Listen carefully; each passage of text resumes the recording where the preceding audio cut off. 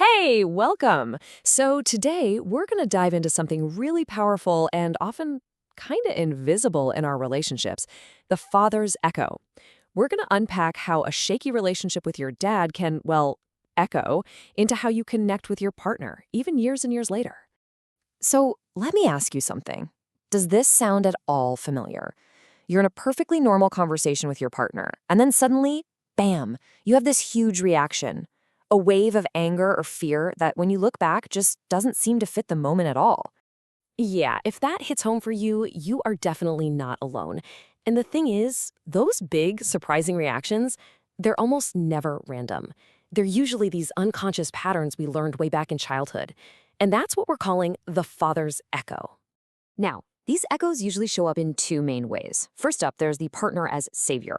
This is where you, without even realizing it, put your partner on a pedestal, making them the safe parent you wish you'd had. The problem? That is a ton of pressure, and their slightest bit of distance can feel like a complete betrayal. Then there's the projection of the father. This is when your partner says something totally neutral, but your brain runs it through this old filter, and what you hear is your dad's critical voice. And boom, you react, getting defensive or angry over nothing. And the result of all this? It's huge.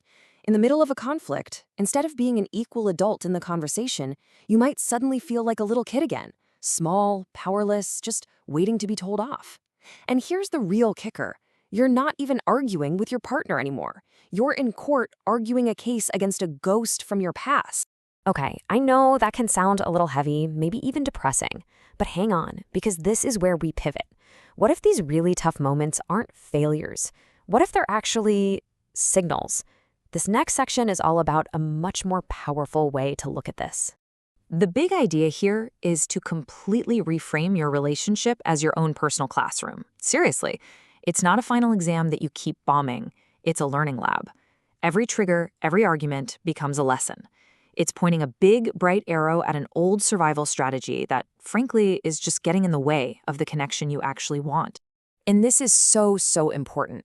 This is not a personal failing. Not at all. Think of it like this. Someone with a stable dad often gets a solid sense of self. It's like a gift they're given growing up. If you didn't get that gift, it doesn't mean you're broken. It just means your path is different. Your job now, as an adult, is to actively learn and build that identity for yourself. The starting lines were different, and that's completely okay. So, the big question, how do we actually do that?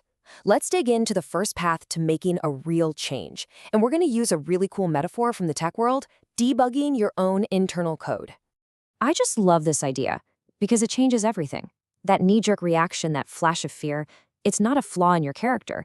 It's just legacy code. It's like an old piece of software that was designed to keep you safe as a kid, but now it's just causing bugs and glitches in your adult life. And the best part, just like any software, this code can be updated.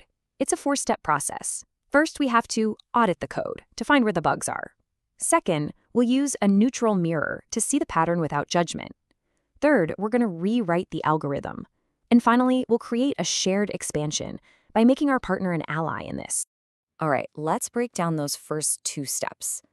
Auditing your code is basically just becoming an emotional detective. You're looking for that simple pattern. When my partner does X, I feel Y. That's it. Then comes the neutral mirror. You know, getting feedback from a person can feel loaded, it can feel like judgment. So using an objective tool like a journal or even a private AI chat can be amazing. You can literally just lay out the facts of what happened and ask it to reflect back what was said versus what you thought it meant. It's a logic check for your emotional brain. Okay, so once you can see the bug clearly, you can start to rewrite the code. This is a really conscious shift. You're moving away from that old rule of I need their approval to be okay to a new one that's all about validating yourself. Then the final step is to bring your partner in. Not as your judge or your enemy, but as a co-student, someone who's on your team and learning right alongside you. So, if the whole coding thing isn't really your jam, don't worry. I've got another way to look at this. The second path frames you not as a programmer, but as the architect of your own inner world. This is such an empowering idea, right? You didn't get to choose the shaky ground your childhood home was built on. But right now, you are the one holding the blueprints. You are the architect. And you have the power to knock down those old defensive walls and start installing some windows to let the light in. And you'll see the steps here are pretty similar to the coding metaphor. We're just using the language of building instead.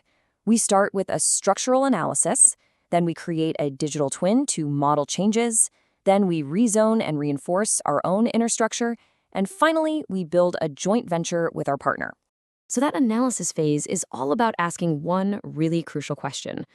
Am I treating my partner like they are my entire foundation? Like if they shift even a little bit, does my whole world start to crumble? And that digital twin idea is about creating a safe space to look at that. You can write out a conflict and see it from a distance, separating the actual structural facts from all the emotional rubble and old fears. What we're doing here is fundamentally changing our internal blueprint. The old one said something like, I'm only safe when the person in charge, my dad, now my partner, is happy with me. The new architect's code says something totally different. It says, my own structure is solid. It can handle a storm. I am responsible for my own stability. And this all leads to this really beautiful final phase, the joint venture. Your conversations change. They're not desperate pleas anymore. They're productive building meetings. Your partner is no longer your foundation. They become your co-architect. The goal isn't to lean on each other until you both fall over. It's to build two strong, independent structures, connected by a beautiful, transparent bridge of trust and respect. Now, look, it's really easy to hear all of this and feel like, man, I started this race with a huge handicap. And that feeling is valid. But I want to offer you one last and I think most powerful reframe. It's true, a stable childhood is a head start, no question. But starting from a deficit gives you something else, something those people might never get. It gives you the potential for incredibly deep, conscious growth. Because you have to do this work, because you have to actively build your own balance, you can end up with a level of self-awareness and resilience that is just on another level. So I'll just leave you with this one question to think about. What if that thing you've always seen as your deepest wound, what if it doesn't just need to be healed? What if, hidden inside of it, is the actual blueprint for your greatest strength?